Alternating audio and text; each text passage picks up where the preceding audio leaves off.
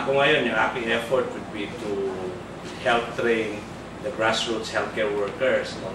They are sometimes known as barangay health workers, pero I change it. PHW pa rin. No? I will be creating a movement. I call it Beautiful Heart Workers Movement, or BHW pa rin. Para bang asik barangay, no? Pero it's more the change of heart ang aking advocacy. And then I will no longer start from kataas kasi these are the people who seem to have beautiful hearts and yet they don't have that. And you can see this more in the grassroots. Kaya doon tayo magsimula with this Beautiful Hearts Workers Movement. And hopefully, they will be part of this movement. Our approach is more of the training, more of confidence building, that since they are left alone in their own remote area because the nurses, the doctors are already going out of the country, diba? So they have a bigger role now as healthcare workers at the grassroots. So we will assist you. The Beautiful Heart Foundation will help you get the training, the basic skills. Because we understand that you cannot hold the doctors, the nurses from leaving your own places because there's no, diba? So, sila ngayon, pagka na-train sila, they develop the confidence, they get the value information, and then ultimately they will be able to influence the number of votes. And these are the people who are the unsung heroes of the barangay, the remotest of the remote. They will be able to dictate who will be the barangay captain, who will be the mayor, who will be... Yung ganun ba? So ganun, that's the way I plan things now, no? By politics. No? I start from the grassroots. I will no longer talk with... I've tried talking to the president of this country with like mga siguro 1 or 2 minutes. 3 minutes, longest maybe. After nakausap mo siya, ipapasa ka niya sa Department of Agriculture Secretary. And then wala na yun. Wala na. And during that time, I was talking about mango exportation to California, our Philippine mangoes. Na may mga requirements ng US na dapat Department of Agriculture should have already answered those requirements. Hanggang ngayon, hindi mo nila sinasagot. So, what happens? So there's no money, there's no export of mangoes that will happen in the US. Maybe in Middle East, in Japan, can export our mangoes, but you know that the US is a good market for mangoes. Right now, where are they getting their mangoes? From South America. From South America. Mas masarap yung atin. Mas masarap yung atin. Pero did the President listen to me? No. The Department of Agriculture, Arthur Yap, listened to me? No. So it's a waste of time. Sa ngayon, I would be wasting all my effort in emailing the Office of the President, the other bureaucrats. They will not listen. They will not act on it. They're so busy maybe with some other things that will benefit their own, interest. So, ngayon, let's work on the grassroots. Baka magkaroon ba ng epekto kung grassroots ng baka magkaroon ng pockets.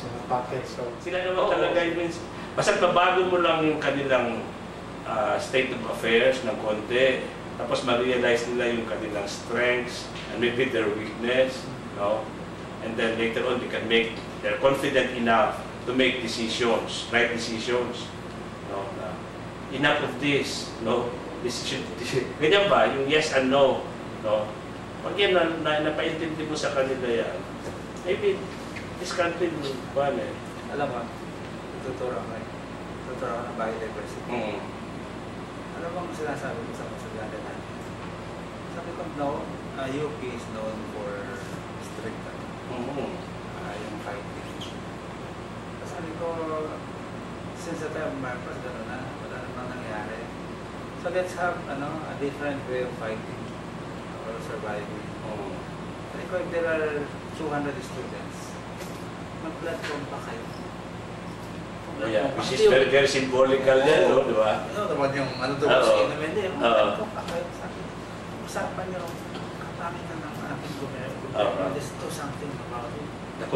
Talaga i-commit nila yung sarili nila, di ba? Natin, sige, 15 to 20 years from now, dapat andun sa taas. Sila man din talaga yan, this generation, younger generation, sila talaga will deal with it. Tayo, halos patapos na tayo eh. Sabi ko, nandun kayo sa taas, sabay-sabay kang mag-effect ng change. Oo. Kasi kung pasigaw-sigaw tayo dito, pakinggan mo, lalabas mo sa kabila yan. The worst, papadalahan ka ng brigade ng military dyan, pupong-puging ka, tapos ang laban. Wala rin mangyayari. So, punta ka dun sa taas. Ang gusto nyo mangyari dyan, effect, ano mo change? As a group. Kasi kung pa isa-isa. Yeah. Officer Research, morning. Sa akin dyan, so, if I talk to students, ang isa ko pwedeng one sa kanila is, you have to, kasi I don't know the population of UP, na kung they belong to the elite, or hindi ko alam, kaya tiyatapos pamangkin ko, meron bang, para pang distribution ang UP Mindanao where these students are coming from, meron pa kayong, saan silang strata ng sa economic ko, saan sila. Kasi if you have a good picture of who they are, ngayon kung lalabas na parang silang mga elite lang din sila galing, no? And then the kind of training that we do to these people is medyo classroom lang talaga, no? I would advise them to go to the grassroots na naman, no? Yung mag-integrate, kung hindi kayo sanay ba, yung mga hindi talaga sanay. No? Yung sinasabi ko, you join in you join in some outreach programs of any organization. For us, we go to some remote areas once in a while. So you'll be part of that, and only that you will get to know what are the pressing problems in the Philippines. Because right now, if you're an elite, all you worry is the brand of perfume you wear. You know, very kuwan, no? Yung mga ganun, no? All you worry is, you know, artificial. Oh, but there are more problems in this country na later on you will be part of the pababa ng pababa, yung papadami ng padami yung mahihirap. Yung mass base natin mahirap, but say you are in the middle or in the upper class, later on because of the situation, baka pati kayo mahatak pababa. Di ba? So, sa ngayon, okay pa siguro, no?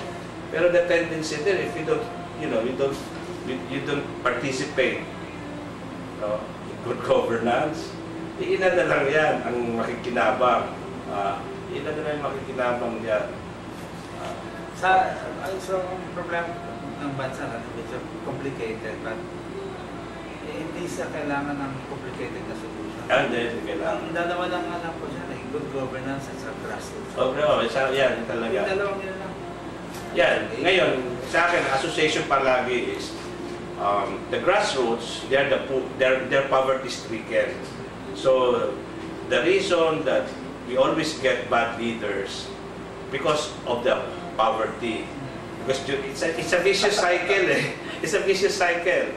During election, the poor can easily be bought by the traditional politician, di ba? So patronage. But later on, pag nakaupo yung traditional politician, wala na siyang pakialam din sa mahirap. Total, election time. Naligan naman ang kabaong. Naligan naman ang kabaong. Yeah. So, may association talaga yung traditional politics and poverty. Pag kinat mo ang poverty, binawasan mo ang poor, inangat mo sila, it would follow na matatauhan na sila, ma-educate na sila, mahal na sila para bilihin. Hindi na sila worth isang sardinas, may association talaga yung traditional politics and poverty. Pag kinat mo ang poverty, binawasan mo ang poor, inangat mo sila, it would follow na matatauhan na sila, ma-educate na sila, mahal na sila para bilihin. Hindi na sila worth isang sardinas, isang noodle, hindi na sila ganyan kasi nakaangat na sila eh. So ngayon, sa akin talaga pag-asa ko is, for us to have good governance, you alleviate poverty because they are the decision makers during election. So tama yan sa iyo, good governance and yung grassroots yan talaga. And yun, yung mga programs for this poor would be livelihood na naman, balik na naman sa you would imagine them later na pwede na silang on their own, they can grow their own herbs. Tapos, mga ganun ba, no, na talagang mass-based.